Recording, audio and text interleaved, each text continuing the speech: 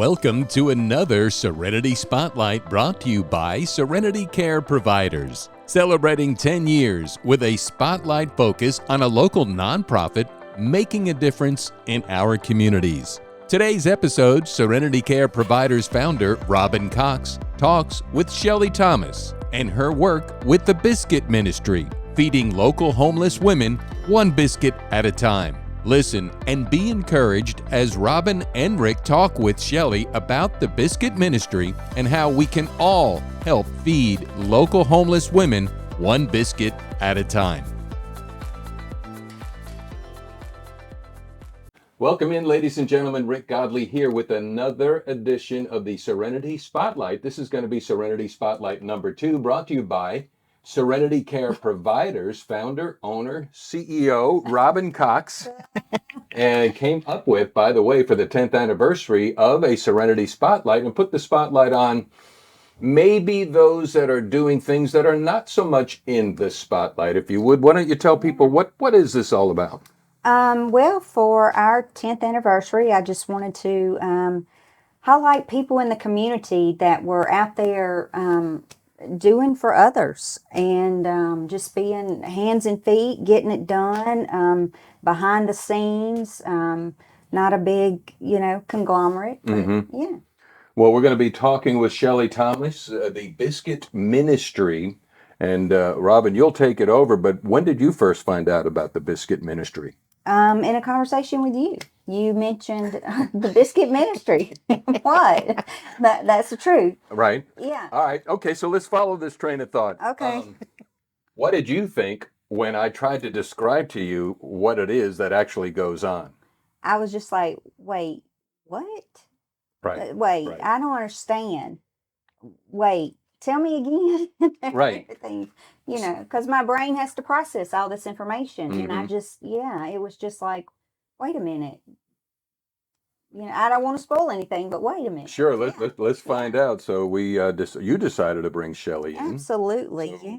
Why don't you ask and take over? Yeah. So, Miss Shelley, tell us a little bit about Miss Shelley. I am about to turn 65 in about 15 days. I'm a mother, I'm a Mimi, I'm a daughter, and more importantly, I'm a daughter of the King. Absolutely. And I cherish that. That's a great gift. Yeah. So tell us a little bit about the Biscuit Ministry, how it started for you. Okay, well, when it first started, we were not a nonprofit. We were just me walking a track. I had come off of a weekend with Emmaus, and it was walk number 54. And part of that weekend was all about obedience and going back and sharing Jesus with others who are less fortunate or who are rich and just don't know any better. Yes. So I used to walk the track every morning before daybreak at Glenwood, and had made the first little round, coming up on the second one, and I saw a lady coming from the distance. And it looked like she was truly making a beeline to the dumpster at Grandy's. And I could hear a little voice in my ear that says, "Are you really not going to stop?" Well, I didn't pay any attention to the voice, and I just kept walking. And I got to the second bin, and I could literally feel the Holy Spirit's hand. It was almost like he was pulling my hair saying, "I know you are not going to stop. You are not being obedient." Yeah. And I did take about 2 steps forward before I turned around and got on the grass and was hollering, "Hey, lady, hey, lady." Yeah. And she wasn't going to talk to me. She, in fact, she finally turned around and said, "Leave me alone." Yeah. And I, as I approached her and just told her that I didn't want her to get in that dumpster, I shared with her that I would go get her a breakfast if she would let me. Mm-hmm. And she said, "You won't come back." And I said, "If you won't get in that dumpster, I'll be right back." Long story short, I went across the street to Burger King because they were open. I didn't know if Grandy's was serving yet. And got her a sausage biscuit, a hash brown, a cup of coffee, and an orange juice. And lo and behold, I never have cash, and I had the exact amount. And I never take debit. I don't take that kind of stuff unless know I'm going someplace afterwards. I just leave it all at the house. that day the Lord took care of it and I had enough. Wow, that's amazing. I always have my Bible in my car, so when I got back to her, I took my Bible with me, got my little bag. There's a, I call it a trash cover. I don't know what it is. It's still there. It's a shelter up in those hedges, and she was actually in that. And I said, "Oh no, you got to come out. You've Yeah. got to come out." I'm not getting up in that with you. Of course, I guess I would have, but Yeah. no, Lord, I did not want to. Right. So she came out and there was nobody else walking, and we actually sat on the track. And before I handed her the bag, I said, "We have to give thanks for the food," and we said a blessing. And she took the bag and she ate. And when she did, I opened up my Bible to wherever it fell and read 2 scriptures. And we chatted a little bit. And I told her if she would come back tomorrow, I'd feed her tomorrow. Yeah. And we did for several days in a row. And then she explained to me that there were several more. Wow. And several more has turned into 34 at present. Wow. 34 what? 34 ladies. 34 ladies. Where? I can't tell you Oh, where. no, I know. No. I knew that. I'm Not so gonna sorry. tell you where. I didn't. We didn't- went over this. No, I described the environment is what I meant. I didn't want to come. Y'all, I across had to like do that. it. I couldn't help it. Yeah, none of your business. But there's truth to that. None of your business. There is and truth in explain that. I didn't mean that. First of all, I will not disclose where they are because it Right. breaches trust. Yeah. And it's taken me 19 months to build trust through a lot of hurdles and a lot of jumps and a lot of mistakes on my part because I don't hide anything. I tend to tell it all. And I've learned in this, you can't tell it all. You have to be quiet. Mm-hmm. So as part of respect and trust on their behalf and mine, I don't take anyone with me at their request. I don't share with anyone where they are. That's Yeah. just the way this Absolutely. I guess what because I'm still trying to wrap my mind around this, and I've been acquainted with the Biscuit ministry now for 6 months. So, for lack of a better way, and no, I don't want the the location, but I would say this is women in the wilderness correct. choosing to be there, Correct. and for their own reasons. For their own That's reasons. okay, because Yes. And it's not, how to say this. They are not your typical, what I thought was homeless. They're not the person standing at the foot of the bridge with a sign. They are not roaming the streets. In fact, I have found out that the true homeless person does not have a cell phone. They don't have a cigarette. They do not roam the streets in the daytime. If they come out at all, it's at night to get in a dumpster to get food.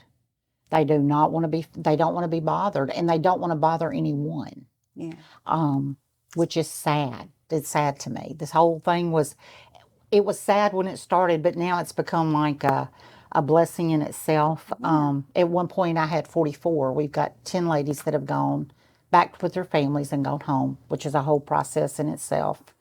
They are all ladies that live in a tent. They all now have a sleeping bag. They all have a Bible. They all get a breakfast every day. They get a snack bag. They often get a meal. It just depends on what's going on in my life. During all this stifling heat, I make about 3 trips a day, taking water, making sure that they have what they need. And so we're talking about, I'm just going to call them a tribe of ladies. Correct. A group of They're a tribe, ladies, a little correct. tribe of ladies, because they stay together. They do. take care of each other. Yes, ma'am. And by their choosing, this is where they want to be. Correct. This is where they want to be right now. In their life. Yeah, Yes. in life. And so, Miss Shelley, tell us about, so through the Biscuit ministry, it all started with this one lady. Mm-hmm. You saw her around at Grandy's at the dumpster, and you said you've had up to 44 44 women. was the biggest, yes. Okay. So tell us a little bit about what you do for these ladies. Okay. Every morning before daybreak, I am where our designated meeting place is. And we have sausage biscuit, orange juice, coffee, hash browns, typically some kind of fresh fruit. We give thanks to the Lord for providing. We do a devotion. We have breakfast. We pray. We have prayer requests. We talk about if anybody wants to make a phone call to family. I offer my cell phone every day, and whenever I offer it, I tell them if you use it, delete the number off before you give it back to me, because I don't want them to think that I am infringing on their privacy, because that is none of my business. Right. People don't agree with that. They don't have to agree with it. That's a matter of respect and trust. Absolutely. And that's what it takes to reach people. Yeah. You know, they've got to trust you. They've got to trust who Yes. you are and trust your motives. Exactly. You know, and so they've got to trust that. But so tell us about when sometimes they call their family, and They do. and what happens. I have had, of the 10 that have called their families, it all started with a phone call. They'll call, they'll remember a number, or did have one lady ask me if I could find a number, and it took a little bit of doing, but we found it. And they'll call and they'll make several phone calls over, most of them are weeks. Some of them have been months. And they'll make the phone call, and then out of the blue, I'll get a phone call from the family saying, you know, we have your number. We understand you're doing this. You know, she's ready. We're ready. And then the process starts. And I tell them I'm like an old mother. You know, I am a mother, and I do the same thing for my kid. Okay. I'm like, where you going? What you doing? Yeah. But, you know, I typically meet with the family before they go home to find out what kind of environment they're going into, because I don't want them to go from what I feel is not a good environment, even though they are fine with it, to a worse environment. Right. So, and I've been lucky. The Lord has not given me any bad families. I mean, they're all Christians. They've been in church for years. Typically their churches are behind them. Their church families often help them. Their neighbors help them. So in the 10 that have gone home, I did have 5, but now I have 6 as of Friday that are working, that their families have helped them get their IDs, get their whatever it is they have to go to work. You know, they've helped them do that. They are working, and they're thriving. They're in church. They're sharing their testimony to others, which is, to me, what it's all about. Absolutely. If they can help somebody else. Absolutely. But the funny thing is, when they go home, they take their tent, they take their sleeping bag. They will not leave anything behind. It's like it's theirs. Yeah. Even though I'm like, if y'all leave me that tent, we can recycle it. No. Yeah. No. And I don't press it. Yeah. That's theirs. They've slept in it. That's theirs. So when they're going home and embarking on this new journey, tell us a little bit about what you, Miss Shelley, and the Biscuit Ministry do for these ladies. Okay. Whenever I know that they're going home, I will begin to gather things. And I haven't bought a new suitcase yet, because I've been lucky to find them at thrift stores that are in really great shape. But I would if I had to. I would buy it. I'm not going to lie about it. I would. But I get them 2 brand new pair of jeans. I get them 4 brand new tops. I get them all the underclothes that they need for a week, pajamas, house shoes, a toiletry bag with everything in it. We have a friend of the Biscuit Ministry who provides a little handbag with a wallet in it, and she'll put $50 in it sometimes. Sometimes it's $100. Once we get it all together and packed and we've made arrangements with the family, I'll go pick her up that morning, the morning that we have breakfast. I have arrangements with a hotel over by the Ike for a room. I'll call the lady. The room will be available. I'll go. I'll let her stay in that room for 3 or 4 or 5 hours, let her shower, clean herself up. I'll offer my haircut. I have a salon in town that would meet, but so far nobody's taking me up on that. I leave them there. I tell them when they go in to shower, throw your clothes outside, because I take them back to my house and I wash them, and they want to make sure those clothes are coming back. And I'm like, yeah, they're coming back, but you got new clothes. You're good. So I go home and I wash and dry the clothes, and then once those are dried, I head back to pick her up and put her in my car, and off we go Off you to go. wherever. Yes, and I don't give them I don't even tell them they have money until we get to the family, and that is a gift. That's one of the last gifts I give them before I leave, because we want everybody to know up front, the family and her, how much money we have, and I don't do it to be ugly. To me, it's just about being honest and open, and it's Right. teaching her, to trust. You got to trust. You're going to have to trust a little bit, and while she's getting acquainted, I walk around the property and pray and go in her room and go in their house. And I have had churches meet me. We had 65 people show up at one of these, and we did a prayer vigil. And not just for her, but for the family, because they're taking on a whole new. Yeah. I mean, this is. Yeah. To them, it's hard as well. Oh, absolutely, absolutely. In which, I have so many questions, but the families, when they hear from their loved one, have they thought that maybe they were dead, or have they what? See, since I'm not privy to hearing that first phone call, Yeah. because they'll walk, they'll walk in, they'll walk away. Yeah. They'll walk away from us. I don't know that reaction, but from talking to a family over the phone and just hearing the joy after finally hearing from their mom or their sister, Yeah. or I can't even begin to. That's why we pray for the family too, because they're a lot like I am. They don't know either. They're embarking. They're trusting. Yeah, and I can only imagine, the family high hopes and dreams, and we all know we've all had them. I would think, for our kids or loved ones, and we just And prayer. Yeah. Prayer is key. I don't. I tell them before I leave. It's going to be you trusting them trusting you, but just keep your head in the Bible. It'll give you the answers. Feel free to call me. You have my number. I make sure they have my number before I leave.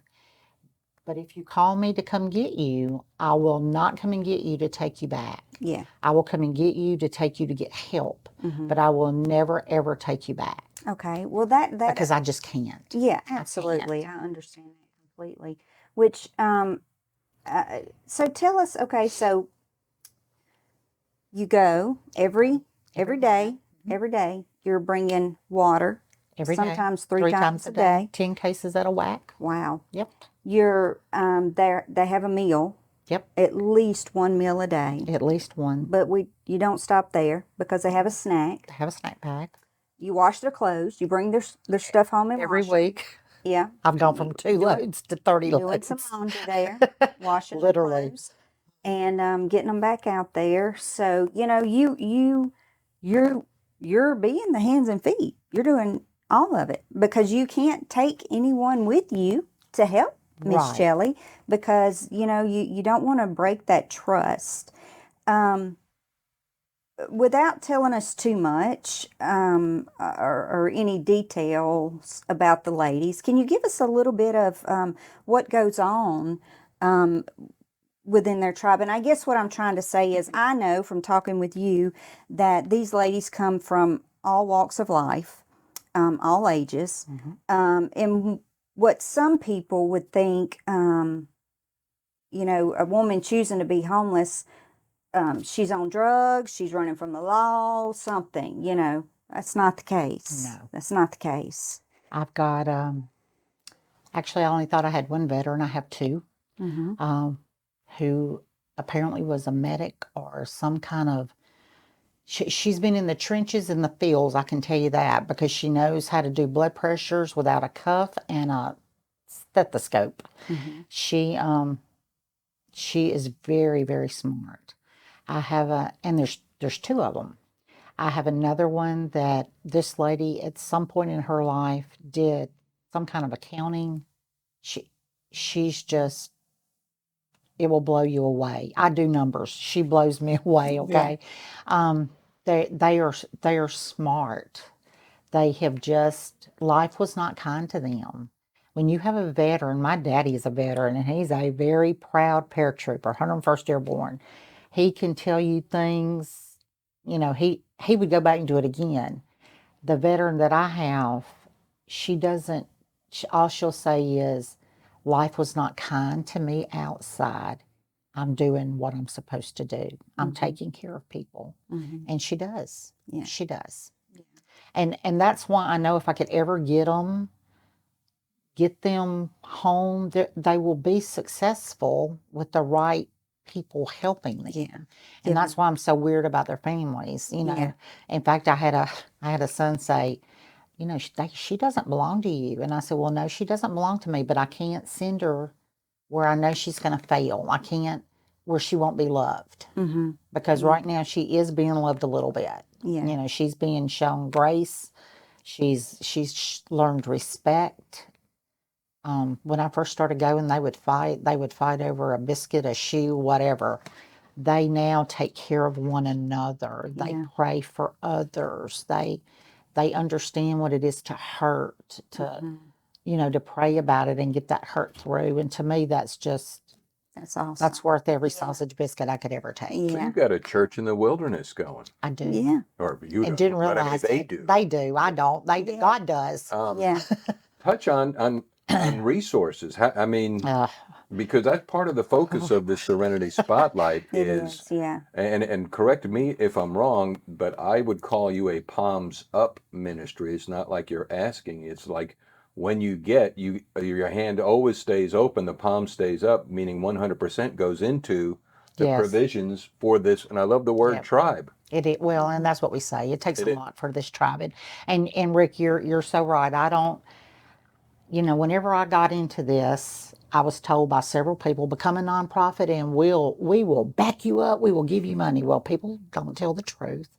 And that's okay. I jumped out there. I didn't jump out there. It took me months because I had to raise the money to become a nonprofit.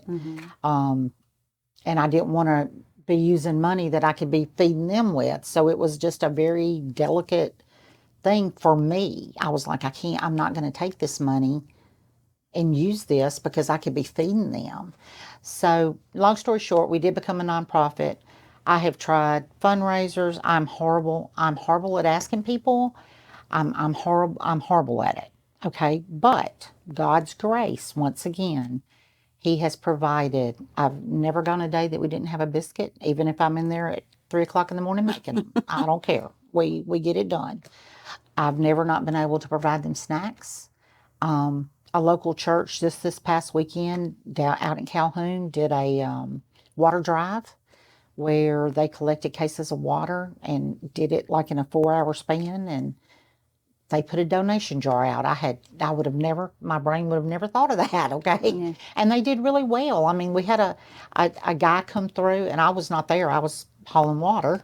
A guy came through from Calvert's Crossing where he plays golf, and he's part of a men's prayer group, left and came back with a $300 check. Wow. And it's those kind of things. And $300 to a lot of people is not a lot. I can make that go a long way. Okay, I have learned to stretch. I've always been good at it, but I'm really good at it. Yeah. So we've done the raffle tickets. We've raffled off all kinds of stuff. I've done the calendar that you see the cheerleaders do where you pick the date and you pay that amount. I've done all those little things. But what we need some big time corporate sponsors. Yeah. Because like I said, I'm terrible at raising money and I'm more terrible at asking. I've approached several banks in town. I'm on their list. I filled out their paperwork. But they commit like two fiscal years ahead of time.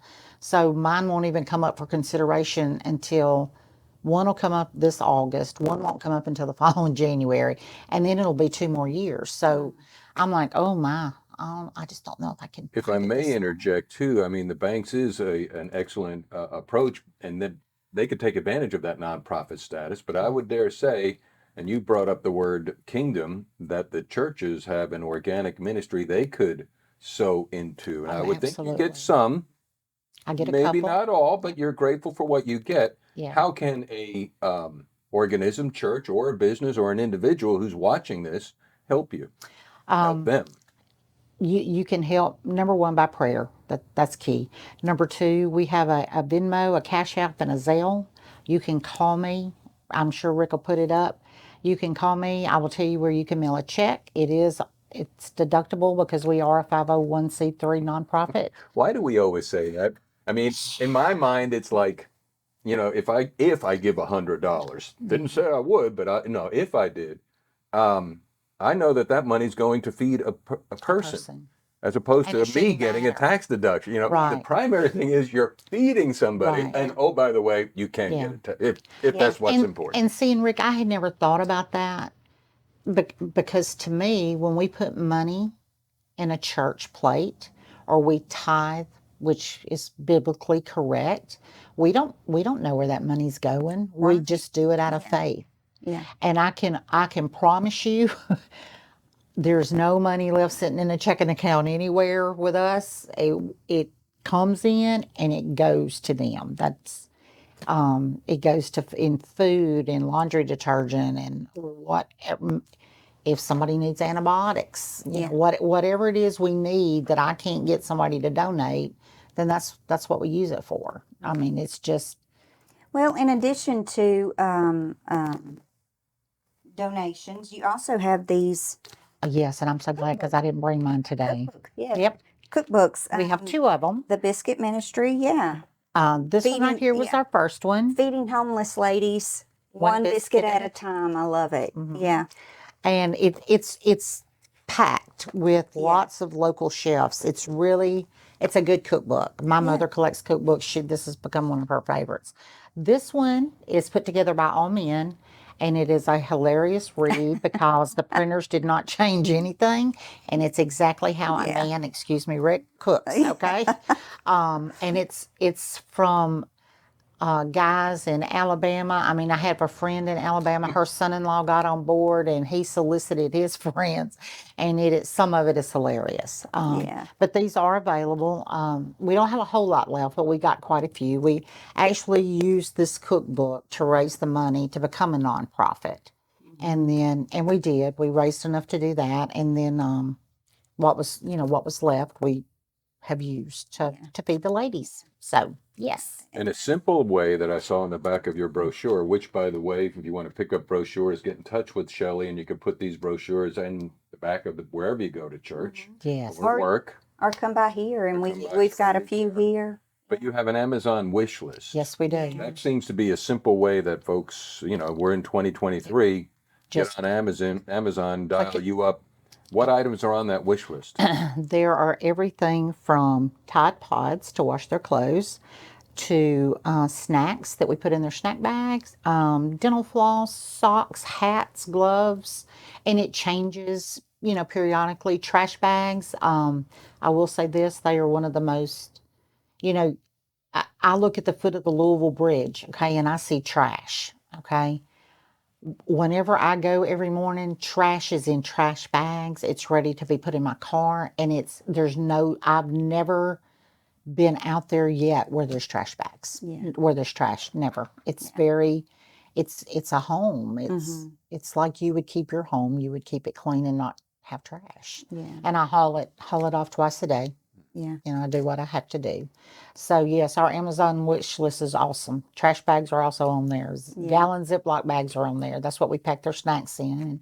And we actually reuse those bags as often as we can. Yeah. We recycle. We try to make the most out of every dollar that Absolutely. is given to us. Gosh, I just had a question. Well, I got one. You go ahead. You go first. Maybe mine will come back. She said the word tribe, and we've heard the phrase too, the vibe attracts the tribe. Yeah. Well, how does that apply here in two ways? One, where these individuals vibed together and then you vibed in. You understand what I'm saying? Yep. And how does it come together? Okay, so initially, I don't think they were all close. Okay, I think that it's because they would fight. They would fight each other. They would fight over who's going to get in the dumpster if they saw somebody throw away a big old box of food. it was a fight, literally fight. And I finally told him one day, I was like, "Y'all got to stop. I can't do this. Um, I, I'm not, I'm not trained in any kind of mental health. I was like, if y'all needed somebody, we can get you help, but I can't do it." So I think them seeing that I was going to show up every day, that we were going to study God's word, that we were going to pray and give, I think that helped them become a closer tribe. I think it taught them to respect each other, because now, and I'll just give you an example, like when the weather was bad here a month or so ago, the wind tore up 3 tents. So I was out trying to replace tents. One, I was trying not to have to buy a tent because they're costly. But I ended up having to buy two. I was gifted with one.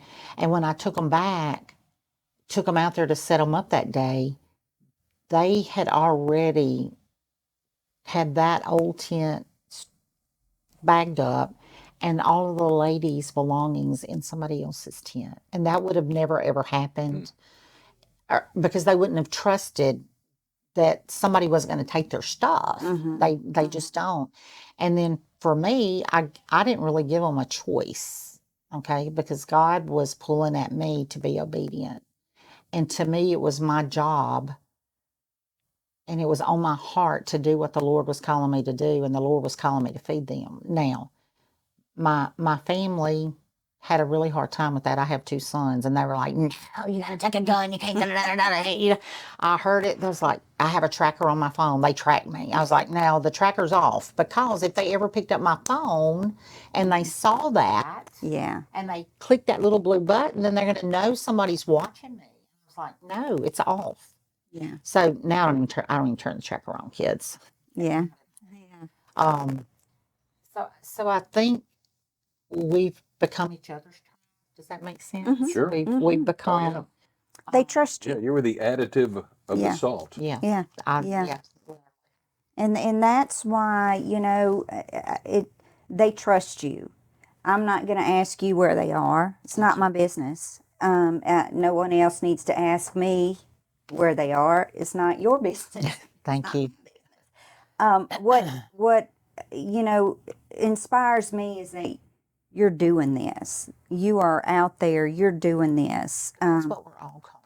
Absolutely. We Not we all of us spent the weekend with Emmaus, Yeah. like you I said. can tell you about it if you want to go. Well, remind me, I'm sorry to interrupt it because, no, the way it started, I spent the weekend with Emmaus. There may be people like saying, Emmaus is not a person. yeah, Nope, well, Emmaus is not a no, person. It's not. It's a It's not location, person. you're right. Yeah, it's not a person. So, yeah, It's a journey. we're all called to It do is. that. But We are. Robin is saying, right, it's not all do. Yeah. Some gave all gave some. Yeah. Right. And you're out there and you are giving, because what we haven't touched on, or what you don't know about Miss Shelley, is that she is also going to MD Anderson. Yes. In fact, just got back. Just got back.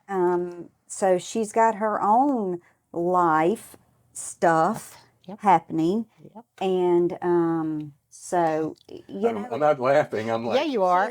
well, it's like, she's laughing at me. no, I'm not laughing at you. Because I get a little passionate sometimes. But, I think we as a society out here, you're struggling to help these people.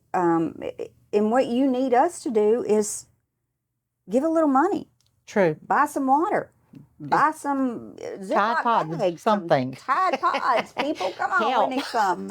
And I think we as a community can do that. You're not asking us to give you $1 million to change the world. You're trying to change the lives, and you have. It's, you've changed the lives of these 30 to 40 women and I've tried. and their families. One biscuit. At a time. One at a time. And that's all we can do. And I speak to different groups. I'm available to speak to groups. I will come to your church. I will go to your civic group, whatever. I spoke at a summer teen camp, okay? Because you would be surprised at the youth that want to jump on board because they're so hungry to change things, okay? Absolutely. We, like I said, I don't do well asking people for help. at all. I hate it. It's not Well, my cup of tea, but it's something that I am learning that is a necessity. Yeah. It takes a little over $1,000 a month just to provide a sausage biscuit. That's not including any of the snacks or washing detergent, anything. yeah. None of that. That's And just that. you've had a dentist that He donates. does toothbrushes every month. In fact, I Yeah. picked them up yesterday. Yeah. Um, So, that, but you know what, Miss Shelley, if you don't tell us what you need, we don't know what you need. And I know that's hard for people, because you have a servant's heart, you want to be able to do it, and you don't want people to look at you as a, I don't know, sometimes a moocher, or not a moocher, well, but but I have had people say, why are you enabling these ladies? yeah, I had a church that was donating every month, and they did it for almost a year. And then one day they were like, well, you know what? We can't see where they're at. We can't see them, so we're not going to give anymore. Well, you know what? That's fine. I found myself aggravated mm, and a little hurt, but then I was like, you know what? I am not going to waver yeah, from what I no, have built to absolutely, get $1. I'm not going yeah, to do it. yeah, And I didn't. and don't. And I'm okay with that. Yeah, because you know what, I know, and and I know that there are others out there that know that God's going to provide. If this is Exactly. if this is if This His this will. is His Yep. will, and you know, hopefully there'll come a day where your tribe dwindles down. Yes. That's And the they've hope. all Right. went home, and they've gone home fed, Yes. not just with food, Right. nutrition, but God's word. They've been know fed the Lord. by God's word. Love has been poured into them, not just by you, but by the people who are out there pouring into this ministry. And now that you say that, I show them. If I make a Facebook post to raise money, I show it. I let them see who's doing what because it's important to me. Every time I get something on Amazon, I take a picture of it. I post it on our page, not trying to bring notoriety to anybody that's donated, but I want other people to know it's not me. Yeah. It's I just show up. I'm just the vessel. Yeah. It's everybody else that is the Absolutely. tribe that's doing. It's How not long has me. this been going on? 19 months. Yeah. 19 months. Wow. Yeah. 19 long, hard months. I know it has been. Because I've had to learn. Yeah. Because I didn't know either. Okay, I'm clueless. Yeah. I was just a lady walking the track, trying to lose some pounds. Okay, Well, I did not ask for You also this. came, that was the Monday after the weekend with the maid. Yes, that was What the. happened to you that weekend? It's funny. I've always served in some way in church. I mean, I served as a little girl when my parents took me. Okay, and then as a young mother, I had a son who was born with heart disease, and I kind of got mad at God. Kind of got away. I was ticked. I was like, why? I waited all this time to have this baby. Now he's sick. I had to sleep under his crib for 3 years. He had heart issues. Long story short, he's great. Didn't have an open heart surgery till he was 18. He's now 44 and thriving with 2 kids of his own. But in their younger years, I was a children's minister at Lee Joyner Church for 7 years. I've always served. In my older years, I did what we call teacup retreats. I was part of a group that went around to different churches, and we did retreats for women. And so the weekend that I decided to go, that I was going on this trip, that little church I was in, the pastor didn't tell us anything about it, but my children, my son and his wife, both had gone on different weekends. And Patrick was like, "Oh, Mom, you're going. I'm sponsoring you. You're going." So I go and tell the pastor, "Hey, look, I'm going." He's like, "Well, if you're going, I got other people." So it ended up a whole 5 of us went. And that weekend for me was life changing in terms of not knowing who the Lord was, because I already knew that. Okay, it was about surrendering to be obedient to build the kingdom, and exactly what that meant. Mm-hmm. And I don't think in all of my years I had ever truly embraced, Shelley, are you doing your job? As a Christian, are you doing what you are supposed to do to build the kingdom? And after all, in my mind, he gives us all a certain amount of time on earth, and you have a certain amount of time to do what you were called to do. Mm-hmm. And I left there saying, I am going to tackle, I am good, I am going to get this done. And I'll be darned if that Monday morning I was like, nope, I'm going to keep walking because I'm not doing that. Yeah. That is not what I picked to do. That's not, yeah. That is not what, yeah. I'm not choosing to do this. I am not doing that. Yeah. But it has been one of the biggest, greatest gifts the Lord could have ever given me. And it's not so much that He gave me these ladies. It's watching them grow in His name, in His word, because they can, they don't have a whole lot to do in the daytime. They study, they pray, they can tell you scriptures. I don't quote scriptures. I tell people all the time, I am not a Bible scholar. Okay. I can go find it. I can find anything you need me to find. It takes a little while, but they study. The girl that ended up getting them Bibles, she took donations, got them all a Bible. That was probably the best gift that they've gotten. Well, let's talk just for a minute about these ladies are being fed the Word. And then if they want to take that next step after, receiving Christ into their heart and take that next step to follow Him into,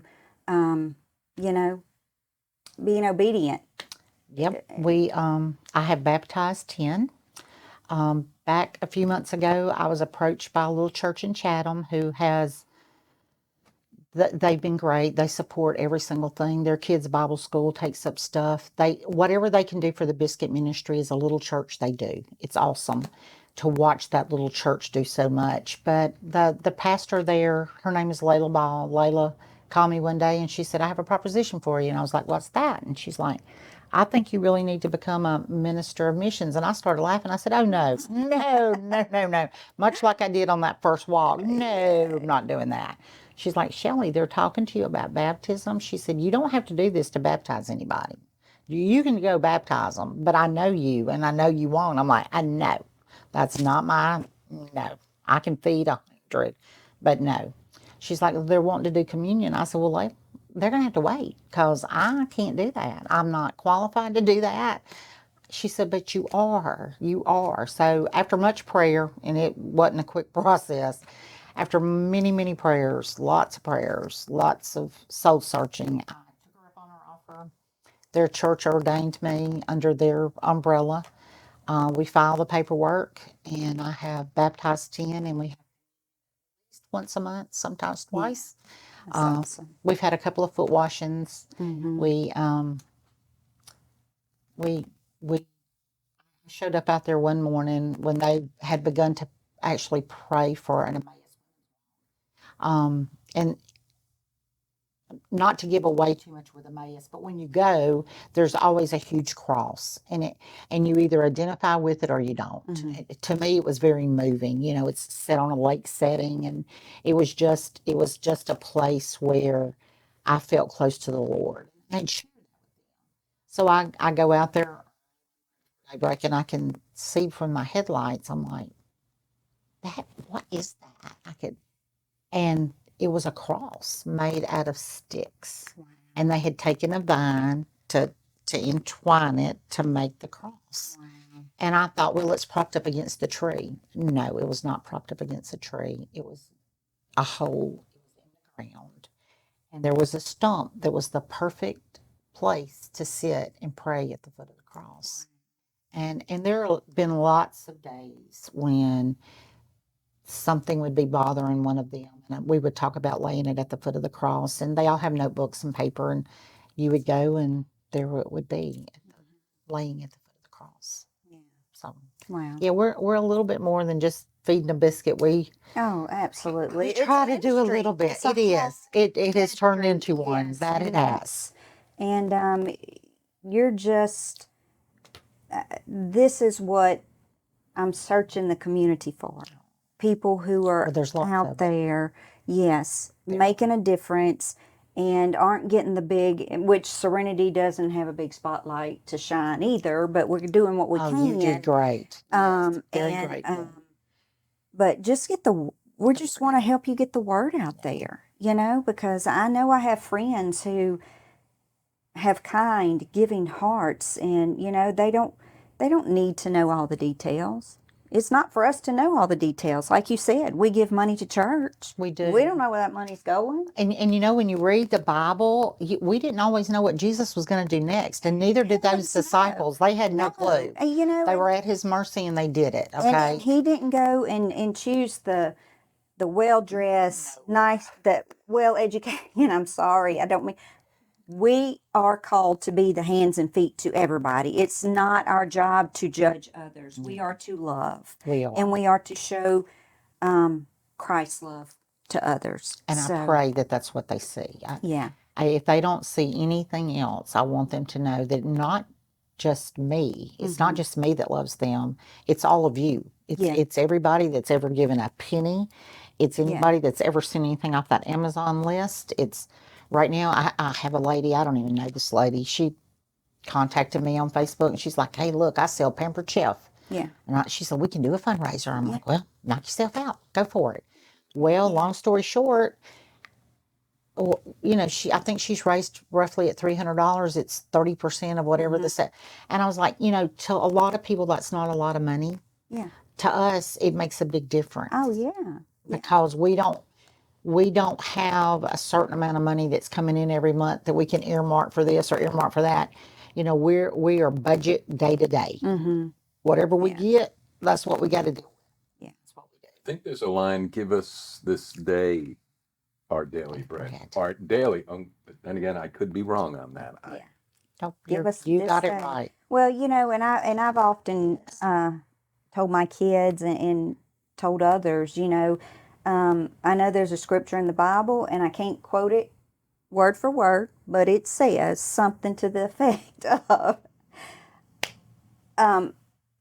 it's easy to love those who have it all together and bright, sparkly, shining, but God says, if you want to show me something, you go and love those other people. Exactly. Go love on those other people. That's when you're really doing my work. Yep. So thank you, Miss Shelley. Oh, you're so Thank you for loving on those other people. It's no thanks needed. It's what we are called to do. We're supposed to do. Absolutely. So we can all get around that. And of course, Serenity is going to do whatever they can do. We're very grateful. And to help you with this ministry. Thank you. So you're so very welcome. much. You're very welcome. Rick?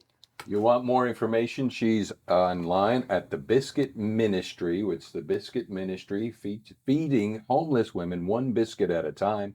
She's made it easy, a Cash App, a Venmo, a Zelle, an Amazon wish list, and these brochures. So. Yeah. And I found her on Facebook. She did. On Very Facebook. easy to find. And So let, so do, and be an advocate, and that's exactly. Yeah. We need to speak this out, and that's all we're trying to do is just share the spotlight, not on you, but on the quote ministry. Yeah. So. Because and I wanted to do this because Rick and I were talking about this earlier when you start trying to tell people, and I think we touched on it at the beginning. Right. You can't wrap your head around this. You just can't. I mean, I said, I kept going, wait, what? And what? And he had that same experience telling somebody. It was the former sheriff of Lincoln Parish. I tried to explain what's going on. I said, Mike, do you realize that there are, and I think I used 30 women living in the wilderness in Ouachita Parish? And he just stopped. And you could see his brains kick in and what? And.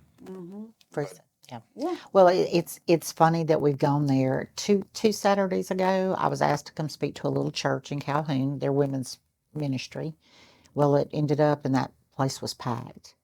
And as we were going through the talk, I could see that there were two ladies that were very emotional.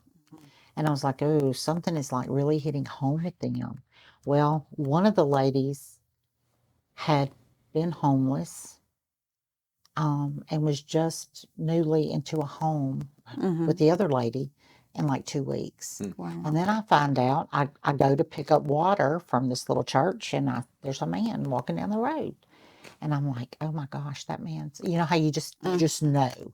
I was like, oh my gosh, I need to stop and give him water. Something's not right. Well, he hit the ditch. And so in talking to my contact at this church, he is homeless, and he does walk that. And I'm like, we don't have to go anywhere but right here in our community to Amen. find true homeless people. Now, mind you, there are some that stand the panhandle that are, you'll see them with cigarettes, and I'm not saying there's anything wrong with that. I'm not being judgmental. If that's what you want to give your money to, that's fine. Everybody needs help. But the true homeless people that are in our community, the average person doesn't see. And the average person doesn't want to see, because they see that person standing at the foot of the bridge. And I have gone a many a day and got a hamburger and take it back, and they throw it down on the ground, which tells me then they're probably panhandling him for cigarettes or whatever, Yeah. because that's not me. Well, and I saw something the Monroe PD put out, I think several years ago, saying, you know, if you want to help those that are panhandling, give to one of the local Shelters. the shelters, one of the shelters that can help them, you know, rather than give to them and promote that. But Yeah, because that's not yeah. something that I never give those ladies. I guess if they asked me for money, I would, but they've never asked me for nothing. Yeah. It took a very long time for one of them to take my phone and to even use my phone. They're so appreciative and they're so humble. Well, you're providing for their needs, and that's what, you're providing what they need, and therefore they don't need money for anything else.